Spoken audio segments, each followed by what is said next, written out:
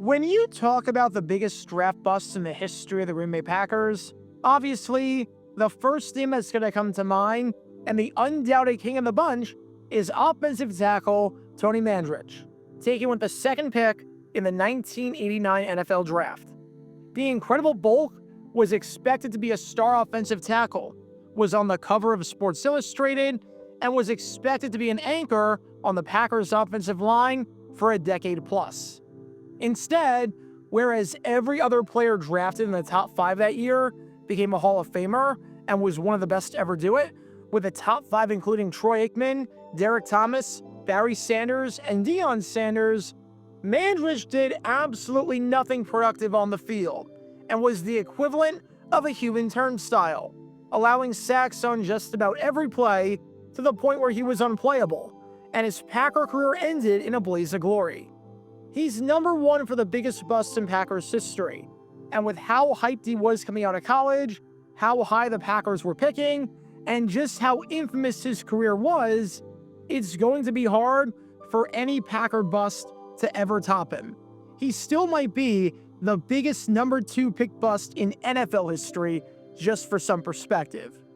However, aside from the incredible bulk, when people talk about the biggest draft busts in the history of the Green Bay Packers, this man right here is widely regarded at number 2. This player right here is Nebraska quarterback Jerry Tagge, taken by the Packers in the first round of the 1972 NFL Draft. Over the years, the Packers have had a lot of success at the quarterback position, and I think that goes without saying. Between guys like Arnie Herber, Brett Favre, Bart Starr, and Aaron Rodgers, there really haven't been too many seasons where the Packers suffered from having a bad quarterback. Jerry Tagge is not in that class, not in the slightest bit. Outside of 13th round pick Brian Sipe for the Cleveland Browns, who had a very good career in the NFL and won MVP in 1980, the 1972 class was not a good one whatsoever for the quarterbacks, and Jerry Tagge might be the most infamous of the bunch, as the very first quarterback off the board did next to nothing in the NFL, as you're seeing through all of these lowlights. It's a shame for Tagge, because the man was a Green Bay local, literally going to high school 2 miles away from Lambeau Field, and during the Packer dynasty of the 1960s, he was a vendor inside the stadium. Theoretically, you could walk from the stadium to his high school, so it would have been quite the story if he was good. Alas, he was not, as by the time his career with Green Bay ended after the 1974 season, he had 3 touchdowns and 17 interceptions. When your touchdown-to-interception ratio is hovering around 1-6, that is abysmal, regardless of the era that you played in.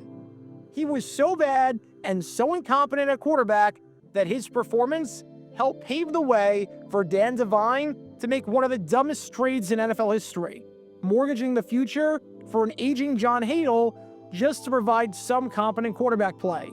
Because prior to his arrival in 1974, Tagge had 1 touchdown and 10 interceptions with a passer rating for the entire season of 36, which is worse than if it did nothing but spike the ball into the ground on every single play.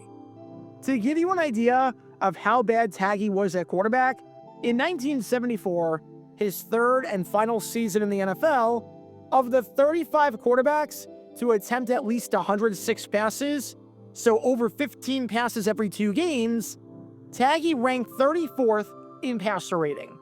Bottom line, this man right here was a really freaking bad quarterback. And while the Packers have had a lot of busts in franchise history, from Ahmad Carroll to Jamal Reynolds, just to name a few, outside of Mandarich, few have been as bad as Jerry Tagge. But what you might not know about Tagge is that his career started in just about the strangest possible way. Because Dan Devine's grand plan to ease Tagge into the game and calm his nerves was thwarted by, of all people, Jerry Tagge's own mother. Seriously. Imagine a coach at the NFL level having this grand plan, only to have the plan go sideways to some extent because the player's own mother steps in and intervenes. Well, it's a crazy situation that more than half a century later, we're going to take a deep dive into. Because in 1973, that's exactly what happened as Tagge made the first of his now infamous 12 starts in Green Bay. Because this is the story behind what might just be, considering the circumstances, the strangest quarterback controversy in Packers history. And how sometimes, in the case of head coach Dan Devine, even the best laid plans of mice and men go awry. Make sure you hit that like button down below, subscribe, and turn on the notification bell so you don't miss a single video that we post on the channel. Because we post every single day on here about the weird and the wacky history of the NFL with stories like this one that you may not have heard of before. So if you like that sort of stuff, then this is definitely the place for you. Thanks in advance for liking and subscribing and for helping us grow this community. And with that in mind, let's talk about the time that Mother knew best. Before I talk about the actual incident in question and how bizarre it was, we need some context to understand what Green Bay's passing game was like throughout the 1973 season while Tagge was on the bench, getting no opportunities to play. Coming off of a playoff season in 1972, even despite some lackluster quarterback play from Scott Hunter, the Packers were looking to build off of that campaign and improve in 1973, especially seeing as their passing game could not get any worse, as out of 26 teams, they were 25th in passing yards and dead last in passing touchdowns, throwing just 7 across the 15 games, including the playoffs. As you might be able to tell by these lowlights, that did not happen. Green Bay thought they had their quarterback of the future when they traded for Dolphins quarterback Jim Delgado, who was buried on the depth chart down there behind Bob Greasy and Earl Morrall, but looked incredibly promising during his limited game time. That did not happen though, as Delgado's lone season in Green Bay was a disastrous campaign where he threw 2 touchdowns and 6 interceptions while completing 43% of his passes and posting a passer rating of 30.9, which you already know how bad that is. And when he wasn't playing poorly on the field, he was getting hurt, as Delgado was nursing a shoulder injury for a good portion of the season, which probably hampered his production on the field. 8 weeks into the season, and he was out, not providing much confidence from a playing standpoint or from a health standpoint. When Delgado wasn't playing, it was Scott Hunter, the quarterback of the 1972 team, who might legitimately be the worst quarterback to ever make it to the playoffs, excluding guys who were thrust into the role due to injury, like Ryan Lindley. 8 weeks into the season, and Hunter was also playing poorly, inspiring no confidence whatsoever, as he threw 2 touchdowns and 4 interceptions while completing 41% of his passes and posting a passer rating of 46.8. Now, I know the passing game back in 1973 was a far cry from what it is today, but those numbers are still atrocious. The average passer rating in the NFL was 65. The average quarterback completed 52% of his passes, and the average team threw for roughly 123 net yards per game. 8 weeks into the season, and combined, Delgado and Hunter were completing 40% of their passes with a passer rating of 39.3, and of their first 8 games, only twice did they have more than 100 net passing yards. In other words, the Packers had no aerial attack to speak of, and 8 weeks into the season, they had just 2 wins, with basically no shot at the playoffs, seeing as the Minnesota Vikings led the NFC Central at 8-0, and the top wild card had 5 wins. In fact, there were 2 teams tied at 5-3. Green Bay scored just 89 points over their first 8 games, boasting the worst offense in football. And with how bad their quarterback play was, it's not hard to see why they were at the bottom of the league. One crazy stat just to give you an idea of how bad Green Bay's offense was, to the point where it was against the Geneva Convention to be forced to watch them throw the ball, the Packers had a game in Week 7 against the Detroit Lions where they lost 34-0 and had 3 net passing yards. The entire game, 3 net passing yards. But hang on, because it gets worse, because they followed that up with a 31-17 loss against the Chicago Bears, where they had negative 12 net passing yards, meaning that over a 2-week stretch, the Packers had -9 net passing yards. 2 weeks, -9 yards. If you're watching this video right now and you're not a Packer quarterback from 1973, even if you were not alive, you had more net passing yards over those 2 weeks than the Packers had. All of this, by the way, was preceded by a Week 6 loss to the Los Angeles Rams, where they had 28 net passing yards. So from Week 6 through Week 8, the Packers went 0-3 and had 19 passing yards across the 3 games, which comes out to roughly 0.1 passing yards per minute of game time. Just think about how bad that is for a second. 0.1 passing yards per minute over a 3-week stretch when they were trying to throw the football. Absolutely terrible. And while the Packers were sticking up the joint at quarterback, as you're watching right now, Jerry Tagge was sitting on the bench, watching it all unfold. Tagge was understandably frustrated, as the former first-round pick was still not being given an opportunity to show what he could do. He had not thrown a single pass in 1972 and to start off 1973, and he was watching this team lose game after game with inept quarterback play. As Tagge said, "This has been the worst month and a half of my life.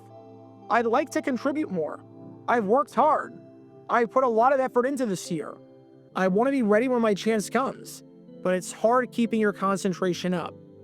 But entering Week 9, after this abysmal quarterback play that you've been watching, head coach Dan Devine knew what he had to do. He had to make the switch and put Tagge in there and end this Scott Hunter experiment once and for all. Jerry Tagge, quite literally, could not be any worse. Not after 19 net passing yards in 3 weeks, and not after the team basically had nothing to play for at this point but pride. But prior to this game right here, as in this game against the St. Louis Cardinals, Dan Devine also knew that if Tagge started, that there was going to be a ton of pressure on him. Anytime a first-round pick is thrown out there for the first time, there's going to be pressure. Tagge's been waiting for this moment forever, even more so than other quarterbacks, seeing as he literally was a vendor selling concessions at Lambeau Field. His friends and people close to him likely attended Packer games anyways as regular fans. The last thing you want to do is put the weight of the world on a guy's shoulders who's young and immature and nervous. So Devine had an idea. He always knew that he was going to be starting Jerry Tagge in Week 9 for this game right here against St. Louis. But while he wanted to keep Tagge fresh and running with the starters, he did not announce a starting quarterback, nor did he have Tagge take every snap with the starters. The idea would be to announce Tagge as the starting quarterback right before the game, as in minutes before kickoff, so that Tagge would have no time to stress, no time to worry, and no time to overthink. He'd just get out there and go. Tagge and Hunter split the reps with the first stringers, and Devine made it very clear throughout the week that he was undecided as to who would start this game. That was his strategy, and honestly, it might not be the worst one in the world, considering the fact that way less pressure will be put on Tagge throughout the week and that Sunday. Even in your own life, you might do better when you weren't expecting to be doing something and you just go out there and do it and don't overthink, and natural instincts take over. And that would have been a pretty good plan, if not for Jerry Tagge's own mother. Because one reporter got the scoop somewhere that Tagge was going to be starting the game, and published it in the newspaper.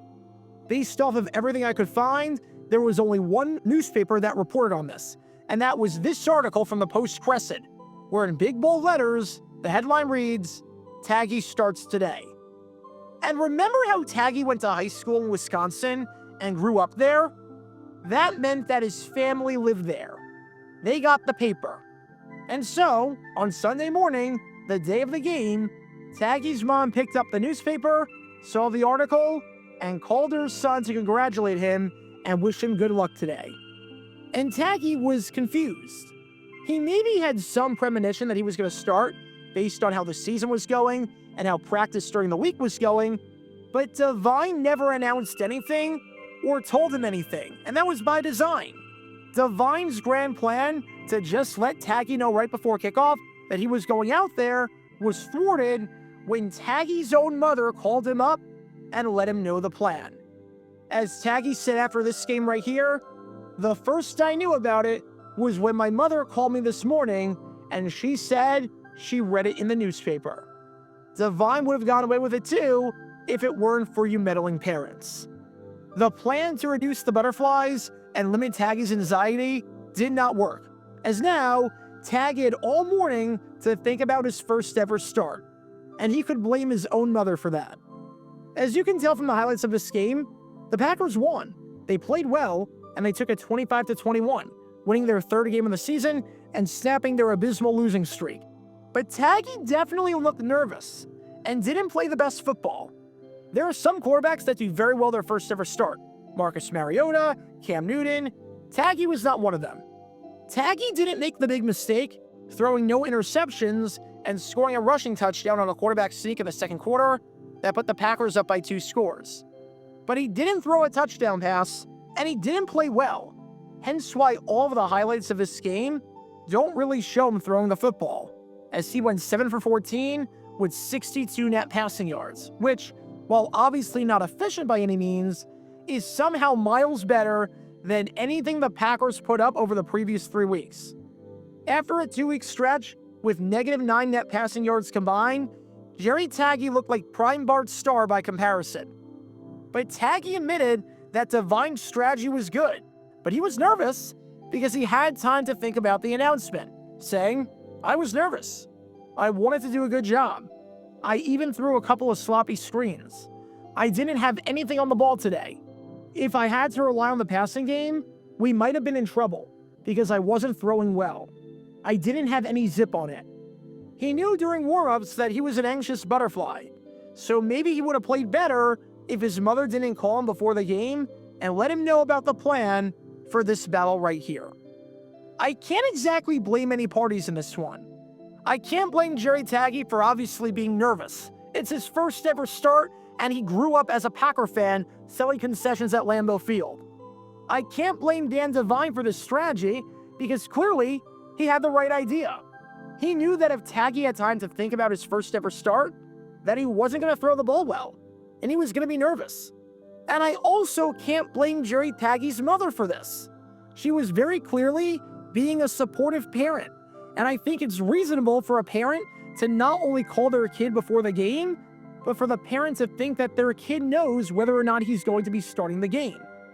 His mother probably assumed that Tagge was told during the week that he was going to be rolling with the ones and would be making his first ever start, and that it wasn't going to come as a surprise to him. This is just one of those bizarre situations in a bizarre quarterback controversy in a bizarre season for the Packers. But prior to this Cardinal game, that's exactly what transpired.